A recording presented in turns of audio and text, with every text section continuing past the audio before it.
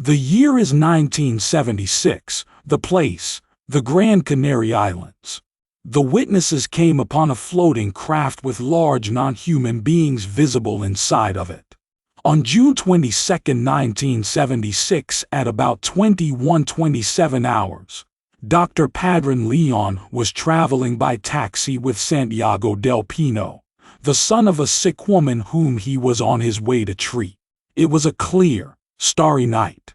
As they rounded a bend, the witnesses were startled to see a perfect sphere about 60 meters ahead of them, hovering a few meters off the ground.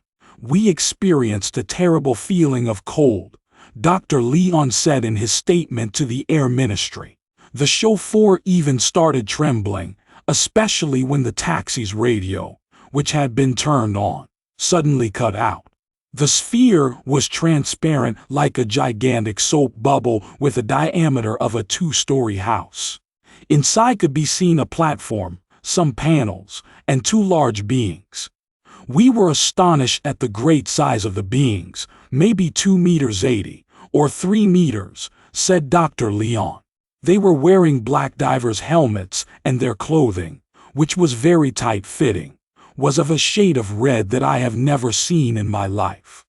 Their hands seemed to be enclosed in by cones, also black.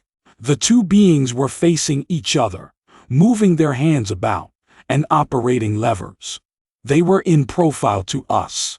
What surprised the doctor in particular was the disproportionate size of the back part of their heads, perhaps due to the helmet, and their relatively short legs.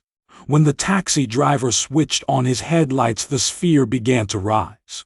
The witnesses then noticed that a bluish gas seemed to be coming out of a transparent tube, expanding the sphere until it was the size of a 20-story building. The beings, panels, and platform, however, retained their original size. "We were terrified," said Dr. Leon, "and we turned the car round and went to some nearby houses, and went inside one of them. The people there told us that their television had just blacked out. Dr. Leon and the others remained in the house and continued watching the object through a window. When the sphere had ceased expanding, the gas or fluid that was moving around inside suddenly became motionless.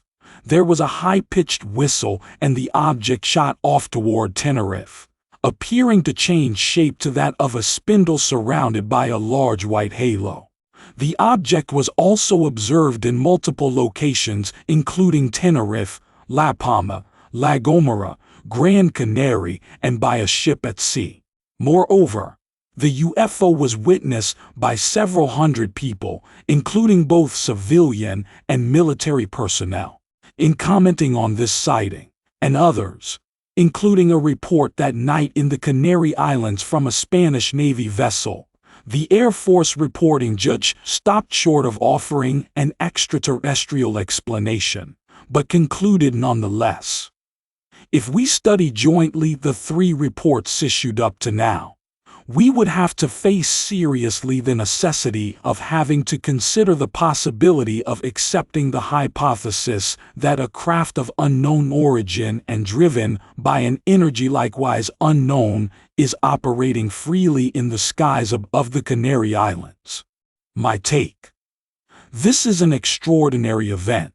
The only possible explanations are a mass hoax or an alien craft of some kind.